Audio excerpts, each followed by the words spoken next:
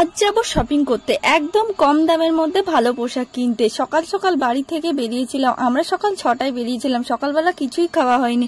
আমাদের এখানে যোগেশগঞ্জ বাজারে এসে বাবার আমি চা খেয়ে নিলাম। তারপর দেখো, এটা আমার খুবই প্রিয় জিনিস।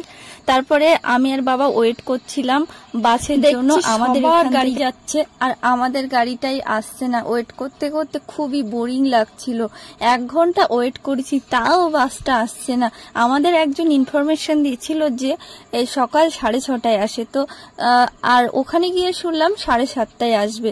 1 ঘন্টার উপরে আমাদেরকে ওয়েট করতে হয়েছিল। বাসটা যদিও পেলাম, এত ভিড়, সিট তো পাইনি। সারা রাস্তা আমাদেরকে দাঁড়িয়ে দাঁড়িয়ে এরকম যেতে হয়েছিল।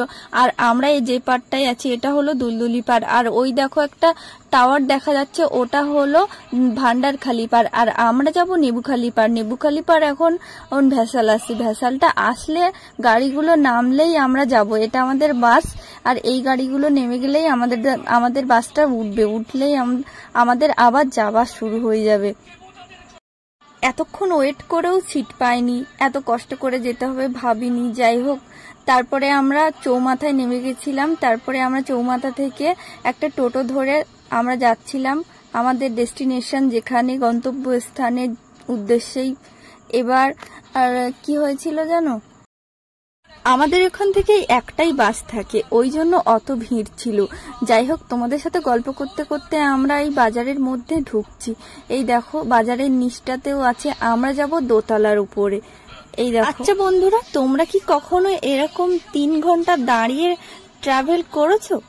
করলে আমাকে কমেন্ট করে অবশ্যই জানিও।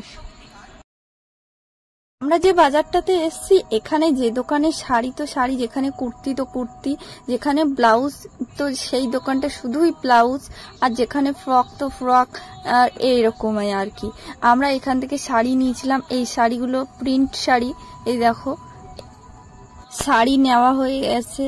এবার আমার বাবা টাকা দিয়ে দিচ্ছে। টাকাটা বিল পেমেন্ট করে দিয়ে আমরা যাব এবার ব্লাউজের দোকানে ব্লাউজ কিনতে। এখান থেকে ব্লাউজ নিয়েছিলাম। দেখো কত কত মডেলের ব্লাউজ, এখানে অনেক মডেলই ছিল। বন্ধুরা, তোমরাও এখানে আসতে পারো, খুব কম দামের মধ্যে ভালো জিনিস পেয়ে যাবে এখানটায়, এই বাজারটায়। এতক্ষণ বললাম না তো ঠিকানাটা কোথায় আসলাম তো বসিরহাট পুরাতন বাজার, পাইকারি বাজার বলবে, ওখানটায় আসবে। এখানে খুবই কম দাম। এই দেখো, এই দোকানটায় কুর্তি টপ সবই ছিল। আমরা এই দোকান থেকে টপ আর প্লাজো নিয়েছিলাম। আমার দোকানে আসলে যেটা হয়, কোনটা নেব আমি ভেবেই পাই না। যাই হোক, আমাদের সব কেনাকাটি হয়ে গেল। তারপরে আমরা একটা হোটেলে খেতে আসলাম। খেয়ে আমরা স্টেশনে চলে আসলাম। আর এই বোনটা আমার কাছে হেল্প চাইছিল যে তার দাদার কাছে ফোন করবে, ওর কাছে ফোন নেই, ওর দাদা ওকে নিতে আসবে। তো বিশ্বাস করে আমাকে বলছিল। তারপরে আমি ওকে হেল্প করলাম, যেই সেই একটু মুখে হাসি ফুটলো। খুবই টেনশন করছিল যে কিভাবে যাবে, কি করবে। ওর বাড়ি হচ্ছে মালতীপুর, ও ওখানে যাবে।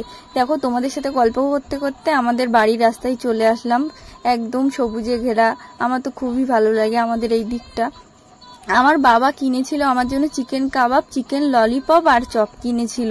তারপরে আমরা সবাই মিলে খেয়ে নিলাম। তারপরে বন্ধুরা, তোমাদের এই ভিডিওটা কেমন লাগছে লাইক কমেন্ট শেয়ার করে কিন্তু অবশ্যই জানাবে। আর এতক্ষণ যেটা পিছনেই ছুটছিলাম সেটাই তো দেখালাম না। এই দেখো, এই প্রিন্ট শাড়ি। এ বাবা, এত শাড়ি প্রিন্ট, আমার মা কি 1 বছরে পরেও শেষ করতে পারবে? আরে না, আমাদের একটা ছোটখাটো দোকান আছে, তো আমার মা বিক্রি করে, সেটারই আর কি আমি আর বাবা নিয়ে আসতে গেছিলাম। এখানে আছে ফ্রক আছে, শাড়ি আছে, প্লাজো আছে, কুর্তি আছে, সবকিছুই মোটামুটি আছে, ব্লাউজ। তো আর এই হোয়াইট কালারের শাড়িটা পরে আমি অঞ্জলি দেব অষ্টমীর দিন। আর এটা আমাদের একটা পুচকির জন্য কিনেছিলাম, আমার একটা বোনের মেয়ের জন্য। ওটা আমার খুব পছন্দ হয়েছিল। আর আমি নিয়েছিলাম এই টপটা আর একটা জিন্স প্যান্ট, আর কিছু